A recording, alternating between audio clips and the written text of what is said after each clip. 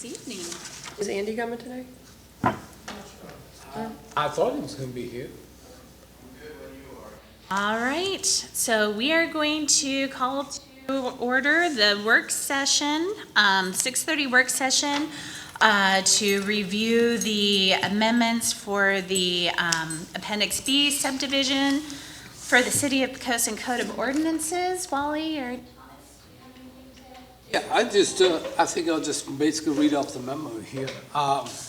We are doing this pursuant to Strategy 21 in the 2018-2038 Comprehensive Plan, which does state on page 8-18 that the city needs to, quote, review and update city zoning, subdivision, site plan, and ordinances to ensure coherence, clarity, and compliance with current laws and development practices.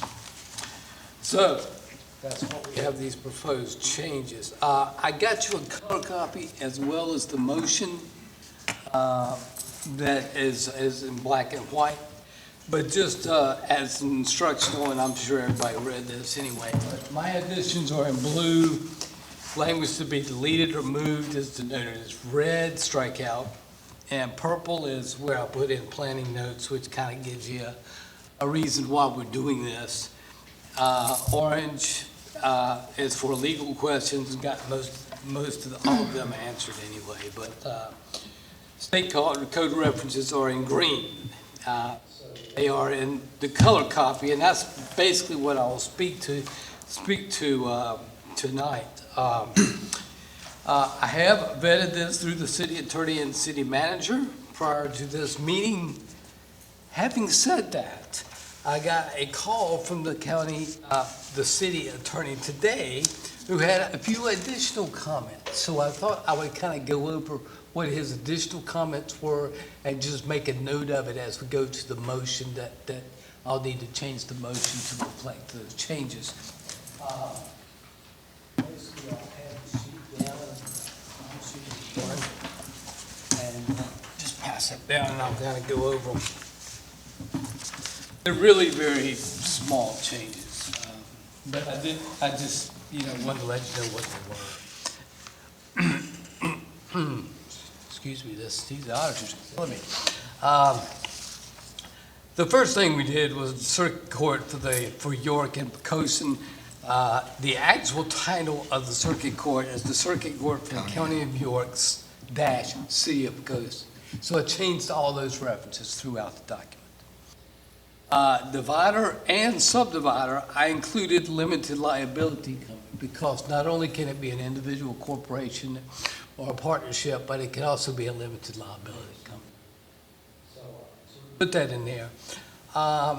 In talking with the city attorney, he felt like street surface drive, and this is an existing definition, but he felt like we needed to we could just say a right of way. Because a could be private, could be public.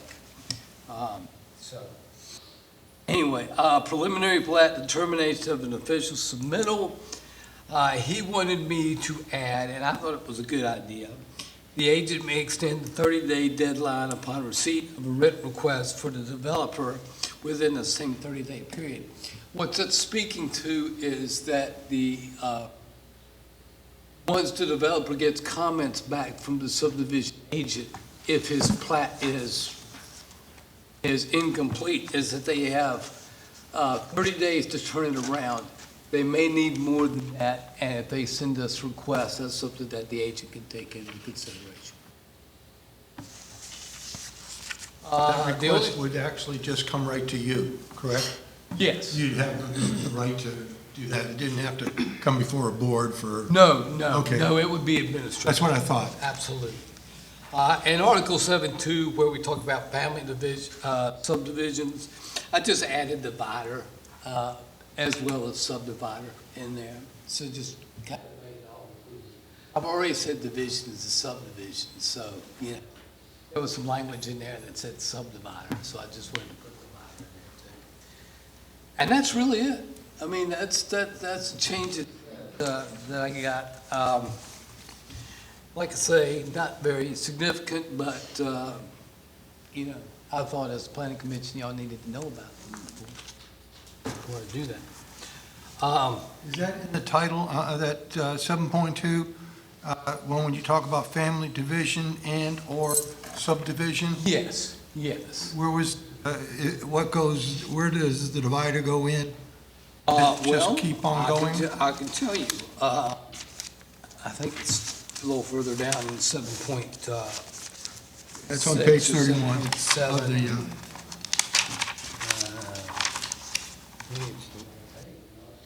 I just assume it's going to be in the title, right? And then Oh, yes, it yes. doesn't have to go throughout, Yes, absolutely, okay? yes. Family divisions or subdivisions. Okay, at that point, as you'll remember, we did talk about this a bit last month. I'm here to talk about whatever you want to talk about. And so Wally, I'm gonna, just to ensure clarification with the rest of the commission and with anyone watching, and I had called your office last week about, section 5.3, which was crossed out, to get some clarification on that. And that's just basically the public notice saying, it had been crossed out that, property owners adjacent, there's no longer a requirement to notify them or have the public hearing. Right, and that's tied up with the fact that this does not have to go to a planning commission hearing or a city council hearing for that matter. So that's why we have to change later. One thing I also want to point out last month, and I'll wait till we get back to it, but yeah, this old 5.2-1, basically the language has sort of been retained in as much elsewhere, in as much as, we still have requirements for our review, obviously, but it just doesn't go to planning commission or city council. By right, and this Right. is saying, hey, if this is by right, it doesn't have to come, but if there's a conditional use, If there is a Then it will. conditional use, absolutely, or if there's a rezoning. I mean, let's say somebody's proposing a subdivision in, I don't know, a commercial subdivision in a residential area, then that would have to go before a public hearing for a rezoning or at the very least a permit. So, yeah, y'all would have a chance. does anybody else have any concerns or questions for Wally about this? I was notified by a community member, who was not, I think it was in June that we had this site plan meeting. Yes, I think it sir. was in Yes, ma'am. June. And I can't remember if that agenda was published ahead of time or not. I cannot remember. But there were some questions, and I think that they are more pertinent to site plan. I know you got the email as well. Yes. But since we have some time, in case any of these are applicable to the subdivision plan. Sure. And we have the time, I'll go ahead and address it. So one of the questions, and it may or may not be applicable, and this would be great for Laura, is fill dirt. If there is a new site plan or subdivision, does the fill dirt have to be clean, fill dirt, uncontaminated? Is that something that is reviewed? 'Cause Is under building code, I don't recall. It is in the building. Yeah, Okay, there's a whole building code in there, I think part of it's under FEMA as well. It is under I FEMA. think it overlaps, so that's actually not my purview. Okay. But there's a whole building code about the fill dirt, the quality of fill dirt, and what kind and how high it goes up, how much you can put on a site. How it's compacted. And how it's compacted. It has to be tested prior to, those tests have to be submitted to the building official, they have to be approved by the official, as well as the floodplain manager. There's a whole workflow. That's good. I And in didn't- our office, the building official and the floodplain manager. For now, For now, yeah. for until now. 2020, Well, February of 2020. by that time, I hope to be one. But we'll see. When I grow up, I want to be a floodplain. And a question, I remember going to, I think it was a planning convention that they had in Hampton for Resilient Hampton a couple years ago. And they had mentioned with the fill dirt, if it's elevated, putting in some infrastructure so that all the runoff doesn't go to surrounding homes. Are you talking about like drainage? Yeah, drainage. So how we overcome that is that we have our engineers look at our single-family homes to make sure, because part of the building code is that you can't have your stormwater runoff infiltrate, for lack of a better term, onto an adjacent property. That's in the building code. Okay. So we have embedded in our workflow, having our engineers, we have 2 engineers in-house, look at our single-family homes, developments, and our larger developments for that matter, to make sure that, you know, the stormwater is properly maintained on-site as well as off-site, so. When new homes go up, and I do see that a lot, you know, they raise it some, so they just have to mitigate and make sure that the drainage doesn't impact their neighbors. Yeah, normally you'll see, you know, swales be cutting in around, you know, and so then they're directed to, you know, the already establishing stormwater. There were 2 more, I believe, weren't there? There were, let's see, there was flood berms, and if there are any existing berms, is there anything to protect them from being destroyed by new owners? I have no idea. So I don't have any, if it's part, the only thing I could say about that is that if it's part of an approved plan, they would have to be maintained, especially if they're incorporated as part of a stormwater maintenance management facility. That's especially because it's part of the design and whatnot. If it's just a berm separating 2 properties, and if it's not part of the approved plan, then there's really no maintenance unless Thomas wants to speak up. There are such things as like agricultural dikes, and we do have some for the small farms we have in the city. And they're allowed to maintain them. But they have their own agricultural laws and regulations that they fall under. So. Did I answer your question? I think so, I think so. Thomas can chime in if he wants, because I don't know. I know Ken printed out a rather long email on that. And basically, okay. the result of it was essentially that he felt like if it was something in a floodplain, you could possibly get FEMA involved and you could possibly get Army Corps involved. But beyond that, they were not, I think you probably got the best answer from Laura as far as addressing. Yeah, the only enforcement would be as if it's part of an approved plan. If it's a part of an approved plan, we have some sort of legal documentation that we can enforce. If it's not there, then we can't enforce it. Because then we have stormwater maintenance agreements, we have that things. You know, because we can enforce the fact that it's part of the design criteria as well. That's the only thing I can say. So, hopefully that helps. So what I'm hearing is, when site plans come in, we have the stormwater mitigation strategies and Management plan. the management plan, and that needs to get approved by the city. That's looked at by, I mean, everyone you see here. So Wally looks at it, Thomas looks at it, I look at it. I'm I'm certified as a stormwater plan review, not plan reviewer, but inspector.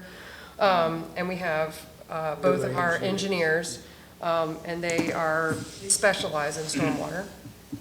And so I'll soon be certified in the stormwater plan reviewer portion of it, although I've been doing it the better portion of my career, so.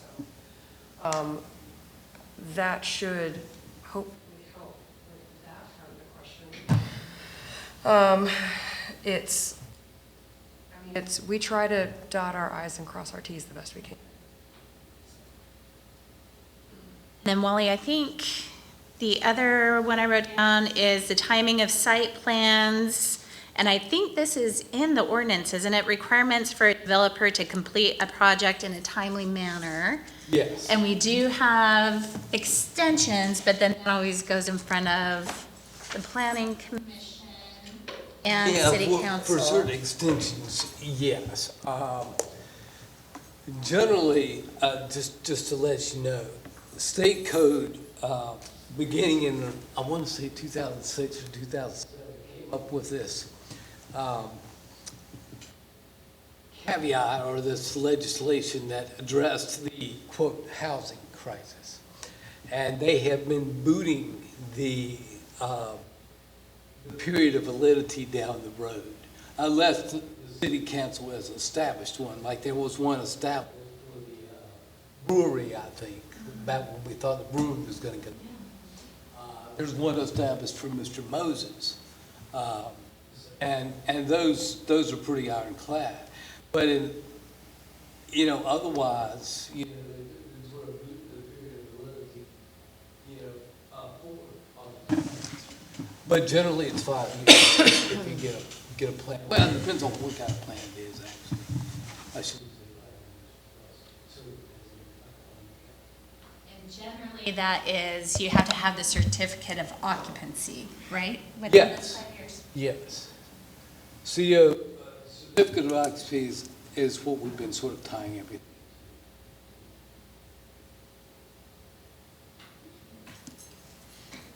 Any other questions or concerns about the subdivision plan or anything that we were just discussing? I called, it was mostly for that public or the public Yeah, as I recall, it notice was more about the portion. public notice. Yeah. Now, the ones, for example, the ones you'll hear next month, we will properly note, we'll have to notify the adjoining property owners. Yep. And all that sort of stuff for that one. An amendment is a little different. I mean, we still have to advertise it, but we don't have to notify any adjoining property. There aren't any adjoining property owners. What is our method of public notification? Is it still the daily press? It is still the daily press. It's rather imperfect notification. The daily press is, I mean, they're good, but just fewer and fewer people are reading a newspaper out of the stands. So we do put it on a website. And, we try to advertise as much as we can from here. But yeah, I mean, the daily press is our primary.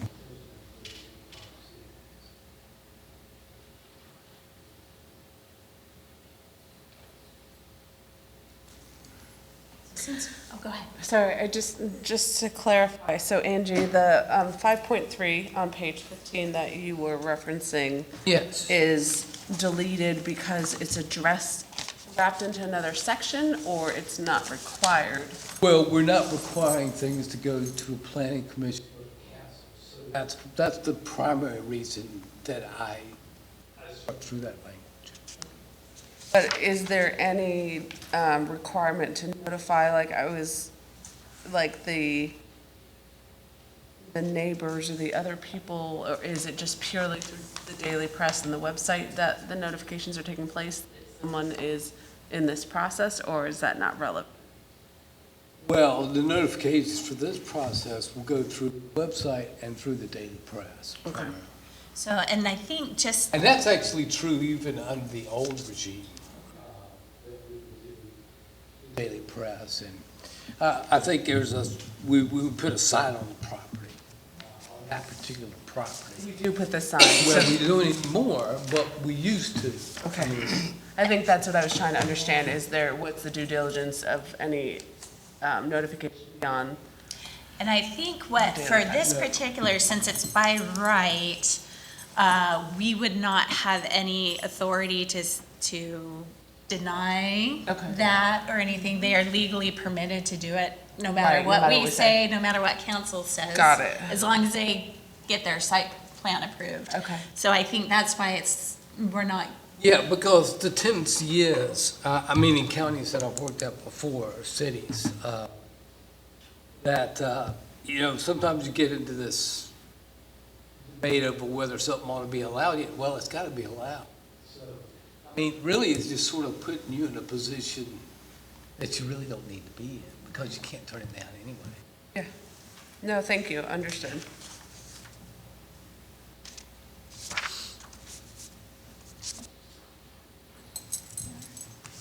Okay, anything else?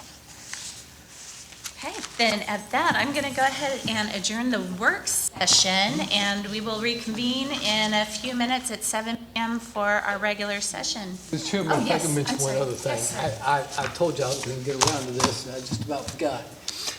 We did keep the deadline for plans at September 1st, 1990, instead of upping it to 2010 like we talked about last time.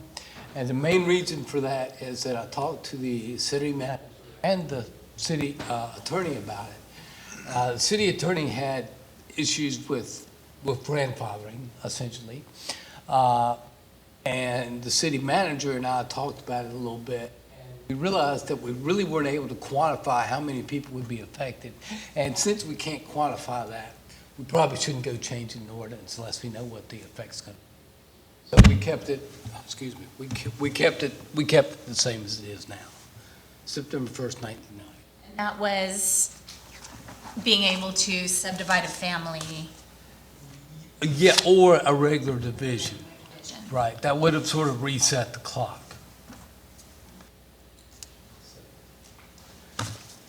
With that, that's the last thing I've got to mention. I think I covered it. So we will take a few minute break, about five or 6 minutes, and then we'll reconvene at 7.